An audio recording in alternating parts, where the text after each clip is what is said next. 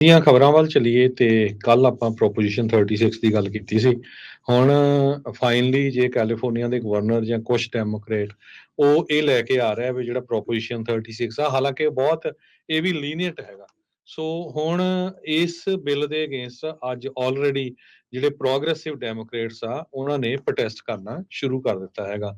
Las Angeles Times report ਕਰ ਰਹੀ ਆ ਕਿ ਪ੍ਰੋਪੋਜੀਸ਼ਨ 36 ਦੇ ਅਗੇਂਸਟ ਕੱਲ ਜੇ ਇੱਕ ਗਰੁੱਪ ਆਫ ਪ੍ਰੋਗਰੈਸਿਵ ਲਾਇਰਸ ਆ ਉਹਨਾਂ ਨੇ ਪ੍ਰੋਟੈਸਟ ਕੀਤਾ, ਕਹਿੰਦੇ ਵੀ ਇਹ ਬਹੁਤ ਮਹਿੰਗੀ ਆ, ਇਹਦੇ ਨਾਲ ਕ੍ਰਾਈਮ ਕੋਈ ਰਿਫਾਰਮ ਨਹੀਂ ਹੋਣਾ ਹੈਗਾ ਤੇ ਕਹਿੰਦੇ ਵੀ ਲੋਕਾਂ ਨੂੰ ਇਹ ਜੇਲ੍ਹਾਂ 'ਚ ਉੱਦੇ ਭਰ ਜਾਣਾ ਜਿੱਦਾਂ 1980 ਦੇ ਵਿੱਚ ਹੋਇਆ ਸੀ।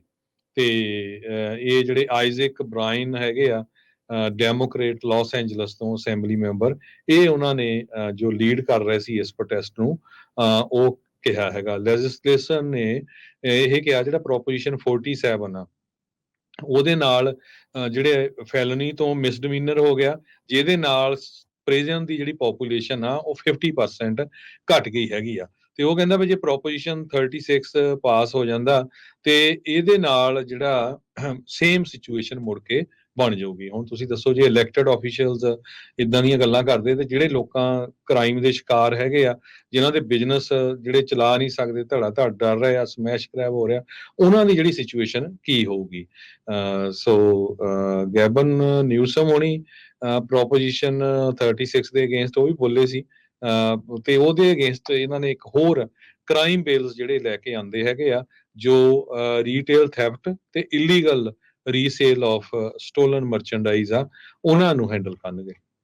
ਜੀ, ਉਹ ਇੱਕ ਪੱਖ ਜਿਹੜਾ ਹਰਜੋਤ ਸਿੰਘ ਜੀ, ਇੱਕ ਡਿਫਰੈਂਟ ਪੱਖ ਇੱਕ ਇਹ ਵੀ ਹੈਗਾ, ਕੈਲੀਫੋਰਨੀਆ ਦੇ ਵਿੱਚ ਇੱਕ ਜਾਣੇ ਨੂੰ ਇੰਪ੍ਰਿਜ਼ਨ ਕਰਨ ਦੀ ਜਿਹੜੀ ਕਾਸਟ ਆ ਹਰ ਸਾਲ ਦੀ, ਉਹ ਐਨੂਅਲੀ $1,32,000 ਤੇ $860 ਜਿਹੜੀ ਉਹ ਬਣਦੀ ਜਾਂ ਪਹੁੰਚ ਚੁੱਕੀ ਹੈਗੀ ਆ।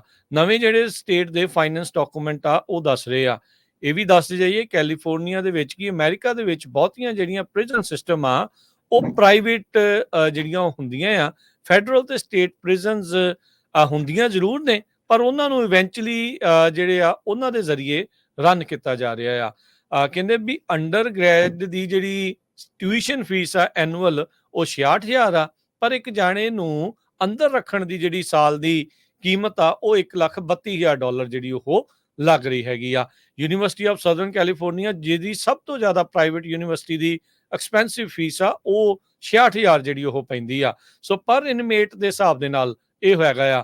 ਪਰ ਹੁਣ ਕੀ ਇਹ $1,32,000 ਲੋਕਾਂ ਨੂੰ ਦਿੱਤਾ ਜਾਵੇ ਤਾਂ ਜੋ ਉਹ ਕ੍ਰਾਈਮ ਨਾ ਕਰਨ, ਤੇ ਜਾਂ ਫਿਰ ਕ੍ਰਾਈਮ ਜਿਹੜਾ ਕਰ ਰਹੇ ਆ ਉਹਨਾਂ ਨੂੰ ਸਖਤ ਸਜ਼ਾ ਜਿਹੜੀ ਆ ਉਹ ਦਿੱਤੀ ਜਾਵੇ।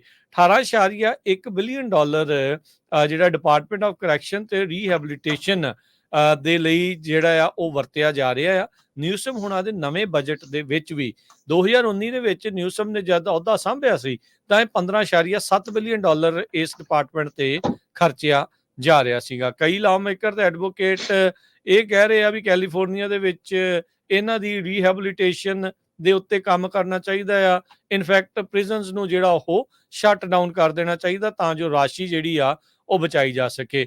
ਪਰ ਉਸ ਦੇ ਨਾਲ ਨਾਲ ਦੂਜਾ ਪਹਿਲੂ ਇਹ ਆ ਰਿਹਾ ਆ ਵੀ ਜਿਹੜੇ ਲੋਕਾਂ ਨੂੰ, ਜਿਹੜੇ ਕ੍ਰਿਮੀਨਲਸ ਨੂੰ ਛੱਡਿਆ ਜਾ ਰਿਹਾ ਹੈ ਤੇ ਉਹ ਮੁੜ ਦੁਬਾਰਾ ਕ੍ਰਾਈਮ ਕਰਕੇ ਫਿਰ ਲੋਕਾਂ ਦਾ ਜੀਣਾ ਜਿਹੜਾ ਉਹ ਔਖਾ ਕਰ ਰਹੇ ਹੈਗੇ ਆ। ਸੋ ਉੱਦਾਂ ਇਹ ਕਹਿ ਰਹੇ ਆ ਵੀ ਅਸੀਂ ਜਿਹੜੇ ਕੁਛ ਬੰਦ ਕਰਕੇ ਉਹਦੇ ਨਾਲ $1 ਬਿਲੀਅਨ ਆਪਰੇਸ਼ਨ ਕਾਸਟ ਦੇ ਵਿੱਚ ਬਚਾ ਰਹੇ ਹੈਗੇ ਆ। ਇਹ ਜਿਹੜੀ ਇੱਕ ਵੱਖਰੀ ਤਰ੍ਹਾਂ ਦੀ ਜਿਹੜੀ ਜੰਗ ਆ ਮਨੀ ਨੂੰ ਲੈ ਕੇ, ਇਸ ਦੇ ਨਾਲ ਜੋੜ ਕੇ ਜਿਹੜੀ ਉਹ ਲੋਕਾਂ ਦੇ ਸਾਹਮਣੇ ਪੇਸ਼ ਜਿਹੜੀ ਉਹ ਕੀਤੀ ਜਾ ਰਹੀ ਹੈਗੀ ਆ।